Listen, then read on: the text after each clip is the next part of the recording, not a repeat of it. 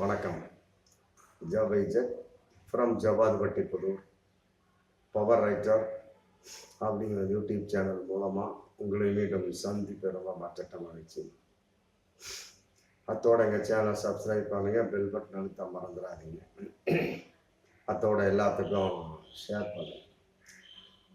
எடப்பாடி தலைமையில் அதிமுக அவனுடைய தலைமை அலுவலகத்தில் 10 நாள் கூட்டம் நடந்து முடிந்து மீண்டும் 2ஆம் கட்ட ஆலோசனை கூட்டம் தொடர்ந்து நடந்துகிட்டே இருக்கு. 10ஆம் தேதி ஆரம்பிச்சாங்க, 19 முடிச்சாங்க. அப்புறம் திரும்பவும் பற்றாக்குறை, ஏன்னா இத்தனை தொகுதிங்கிற கான்செப்ட் வரக்கூடிய சமயத்துல அத்தனை பேர் ஒரே நேரம் பார்த்து விட முடியாது. ஒரு நாளைக்கு 3 மாவட்ட செயலாளர்கள், மற்றபடி தொகுதி பொறுப்பாளர்கள் அப்படின்னு வச்சா அப்படின்னு ஏகப்பட்ட இழுத்துக்கிட்டே போகும். அதனால 2ஆம் கட்ட பேச்சுவார்த்தை அப்படிங்கிற தலைப்புல இன்னைக்கு மீண்டும் எடப்பாடி தலைமை அலுவலகத்துல ஆலோசனை கூட்டம் நடத்திட்டு இருக்கார். என்ன திரும்ப திரும்ப அதே தான், வேற ஒன்றும் கிடையாது. அதாவது தேர்தலில் நிலையான கூட்டணி, வலுவான கூட்டணி அமையவில்லை. மற்றபடி யாருமே செலவு செய்கிறார். பெரிய நிர்வாகிகள்லாம் கண்டுகொள்ளாமல் இருந்து விட்டார்கள். மற்றபடி ஏகப்பட்ட அதிமுக தொண்டர்கள் ஆளுங்கட்சிக்கு ஆதரவாக சென்று விட்டார்கள், ஓட்டு போட்டார்கள், இப்படின்னு பலவிதமான குற்றச்சாட்டு. அப்புறம் சசிகலா, ஓபிஎஸ், டிடிவியை கட்டாயமா கட்சியில சேர்க்கணும், அப்பதான் ஓட்டுக்கள் இன்னும் அதிகமா கிடைக்கும். இல்லாட்டி 10 தொகுதி 10 தேர்தல் பழனிசாமி, 10 தோல்வி பழனிசாமின்னு அப்புறம் 11வது தொகுதிக்கு போயிட்டு இருக்க வேண்டியதான் அப்படின்னு நிர்வாகிகள் இன்னைக்கு ஏகப்பட்ட பேர் குமரி கொண்டு, மற்றபடி தன்னுடைய கொள்கைகளை வெளிப்படுத்தி கொண்டு எடப்பாடி பழனிசாமி கிட்ட சொல்லிட்டு இருக்காங்க. அதன் அடிப்படையில் திருப்பூர், ஈரோடு மாவட்டம் சம்பந்தப்பட்ட நிர்வாகிகள் கூட்டத்தில் மிகப்பெரிய ஒரு சலசலப்பு ஒரு 4-5 நாளைக்கு முன்னாடி ஏற்பட்ட சலசலப்பு. அங்கே செங்கோட்டையன், மற்றபடி கருப்பண்ணன், கோபி காளிதாஸ் போன்றவர்கள் மிகப்பெரிய பொறுப்பாளர்கள். அங்க அப்படி இருக்கக்கூடிய சமயத்துல குறைகள் கேட்பாரு இல்லையா, எல்லாம் சென்னைக்கு குறைகள் பேசக்கூடிய சமயத்துல முன்கூட்டி பேசி வச்சுட்டு தான் வர முடியும். மாவட்ட செயலாளர் சொல்லுவார், நீதாப்பா சொல்லணும், நீதாப்பா எந்திரிக்கணும், மற்ற யாரும் எந்திரிக்க கூடாது அப்படி இப்படி திட்டமிட்டு சொல்லுவார். என்னென்ன பேசணும், எப்படிலாம் பேசணும் அதையும் சொல்லி கொடுத்துருவார். மற்றபடி சில விஷயங்களை ஓப்பனா பேசக்கூடாது, நேரடியா மறைமுகமா பேசணும், அதையும் சொல்லி கொடுத்துருவார். யாரு? மாவட்ட செயலாளர். அதன் அடிப்படையில் செங்கோட்டையன் சொல்லி கொடுத்த வகையில மற்றபடி யார் யார் எப்படிலாம் பேசணும் அப்படிங்கிற கான்செப்ட் அந்த திருப்பூர், ஈரோடு நிர்வாகிகள் கூட்டத்துல பேசப்பட்ட சமயத்துல திடீர்னு உணர்ச்சி வசப்பட்டு காளிதாஸ் தன்னுடைய நிலைப்பாடு ரொம்ப பளிச்சுன்னு பேசிட்டார். ஃபர்ஸ்ட் செங்கோட்டையன் பேசி முடிக்கிறாரு. பேசி முடிச்சதும் காளிதாஸ் பேச ஆரம்பிக்கிறார். ஆமா, அவர் கொள்கை பரப்பு துணை செயலாளர் அதிமுக. பேசுறது நேரடியாவே பேசுகிறார். ஏன்னா அவர் நிர்வாகி, மூத்த நிர்வாகி, ஒரு சின்ன அடிமட்ட தொண்டனாக இருந்தால் பரவாயில்லை, மூத்த நிர்வாகி அப்படிங்கிற டக்குன்னு எடுத்தோன்னே குற்றச்சாட்டை சொல்லிடுறார். ஆமா, செங்கோட்டையன் மேல ஏகப்பட்ட குற்றச்சாட்டு சுமத்துறார். முன்னாள் அமைச்சர்கள் ஆட்சி இருந்தப்ப நிறைய செஞ்சாங்க, இன்னைக்கு ஆட்சி போன விட செலவு பண்ற நிறுத்திட்டாங்க, செலவு செஞ்சிருந்தோம் அப்படின்னா நான் சூப்பரா பண்ணியிருப்போம், கோபிச்செட்டிப்பாளையத்துல ஏகப்பட்ட ஓட்டு நமக்கு விழுமே இல்லை, ஏன்னா இதுக்கெல்லாம் காரணம் செங்கோட்டையன் தான் அப்படின்னு சொல்லி ஒரு பஞ்சு வச்சார். அந்த மாதிரி பேசக்கூடாது அப்படிங்கிற ஒரு விதி ஒண்ணு இருக்கு. இதே மாதிரிதான் ஒரு ஆல்ரெடி ஒரு தென் மாவட்ட நிர்வாகிகள் கூட்டத்தில் ஒரு நிர்வாகி பேசக்கூடிய சமயத்துல எடப்பாடி பழனிசாமி ஸ்ட்ரெயிட்டா பேசினார்.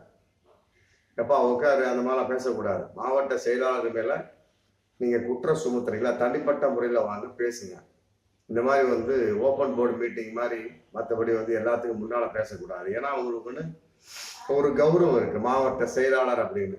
அதை நம்ம பாதுகாக்கணும். அதனால வந்து சத்தம் போட்டு போட்டு போட்டு உட்கார வச்சார். அதே ஒரு பாலிசி வந்து இந்த வகையில வந்து எடப்பாடி வகையில இல்லை. அதுதான் வந்து இன்னைக்கு செங்கோட்டையனுக்கு மிகப்பெரிய வருத்தமாக இருந்து கொண்டிருக்கிறது. காளிதாஸ் பேசினாரு, எடப்பாடி வந்து உட்காருன்னு சொன்னாரு, அப்படிலாம் பேசக்கூடாதுன்னு. ஆனா தென் மாவட்ட நிர்வாகிகள் பேசக்கூடிய அந்த சந்திப்பு கூட்டத்துல ஒரு நிர்வாகி பேசினப்ப சத்தம் போட்டார் எடப்பாடி பழனிசாமி. என்னைய கண்டுகொள்ளவே இல்லை. அப்படிங்கும் போது அவர் என்ன பண்றாரு, டக்குன்னு காளிதாஸ் மேல பயங்கரமான கோபம், முகமே கருத்து போய்விட்டதாக ஒரு தகவல். நீ இந்த மாதிரிலாம் பேசக்கூடாதுப்பா, இது போட்டு பேசக்கூடாது, இது வந்து திருமண கூட்டம் கிடையாது, என்ன வேலை செய்யல வரலன்னு எப்படி சொல்ற நீ? என்ன நீ இந்த மாதிரி பேசுவது வந்து மிகப்பெரிய ஒரு தவறு.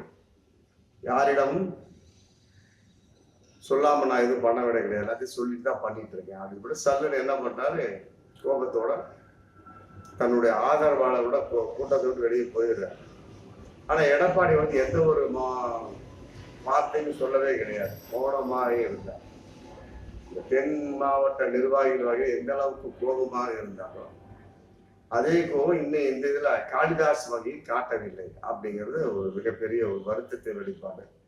இன்னைக்கு செங்கோட்டையன் வந்து எடப்பாடி பழனிசாமி அணியை விட்டு பிரிந்து விட்டாரா அப்படிங்கிற கேள்வி இன்னைக்கு வந்திருக்கு. ஆல்ரெடி சொல்லிட்டார் ஒரு 5-6 மாசத்துக்கு முன்னாடியே, எனக்கு நல்ல ஒரு போஸ்ட் கொடுத்தா பாஜக மாநில தலைவராக வந்துடுவேன் அப்படி கூட சொன்னார்.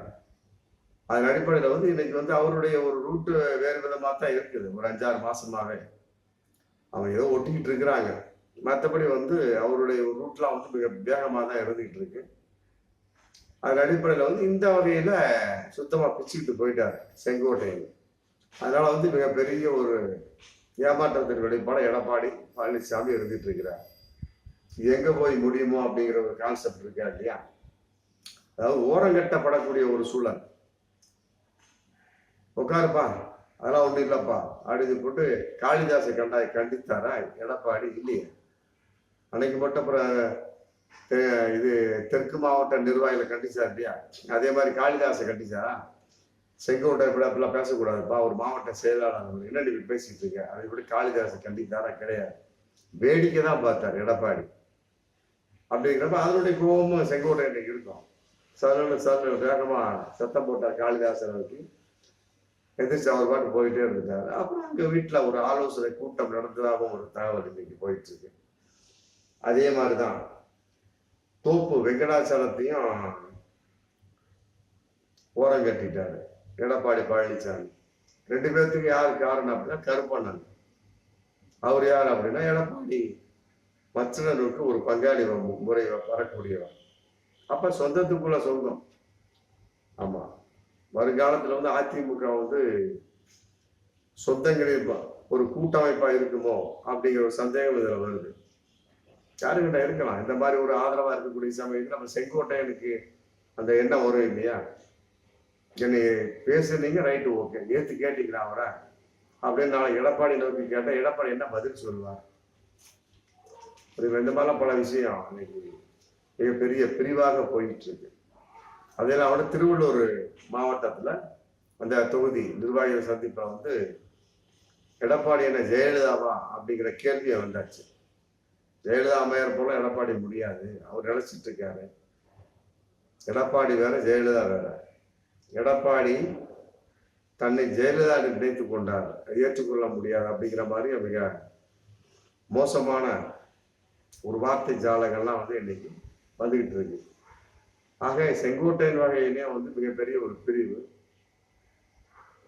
மற்ற மீது இருக்கக்கூடிய 5 அமைச்சர்கள், மற்ற இந்த பக்கம் இருக்கக்கூடிய OS மணி சம்பந்தப்பட்ட காமராஜ் 3 அமைச்சர்கள் எல்லாமே வந்து என்னைக்கிடா வந்து பிச்சுக்கலாம் அப்படிங்கிற மாதிரி ஒரு சூழல். 2026 சட்டமன்ற தேர்தலில் எவ்வாறு வெற்றி பெற முடியும் அப்படிங்கிற கேள்வி இப்பவே வந்தாச்சு.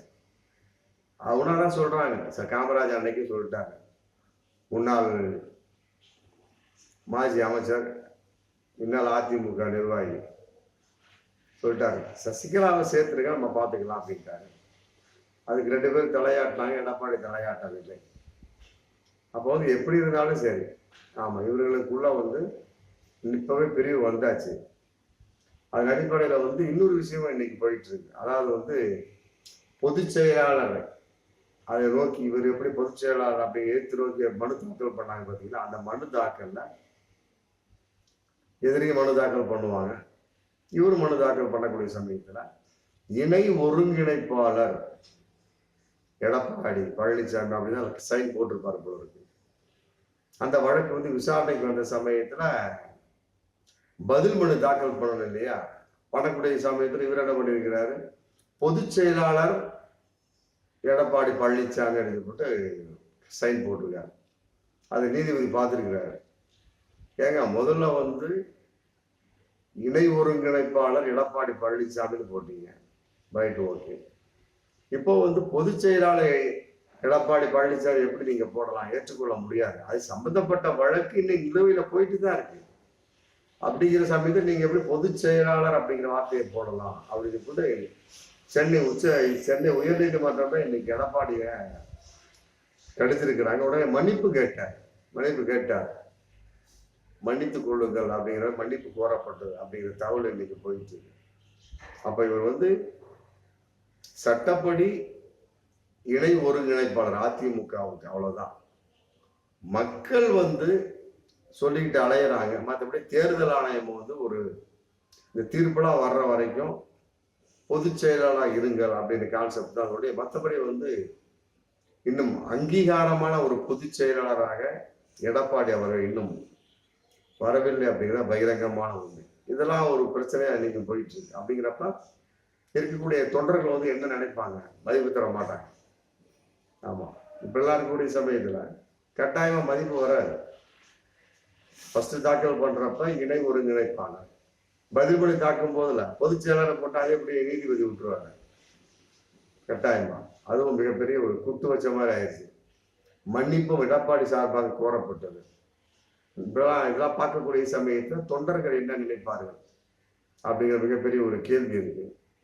ஆமா, எப்படியோ பொதுச் செயலாளர் அப்படிங்கிற அங்கீகாரம் இன்னும் வராத ஒரு நபர் தான் எடப்பாடி பழனிசாமி.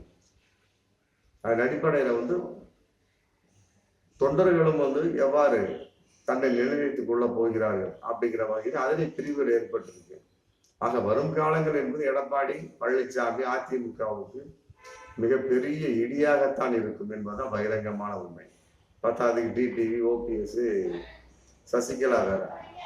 ஆமா, அவங்களுக்கு துண்டு துண்டா சேர்ந்தாலும் பரவாயில்ல, இவர்தான் சேர்த்துக்க மாட்டேன் அப்படிங்கிறாங்க.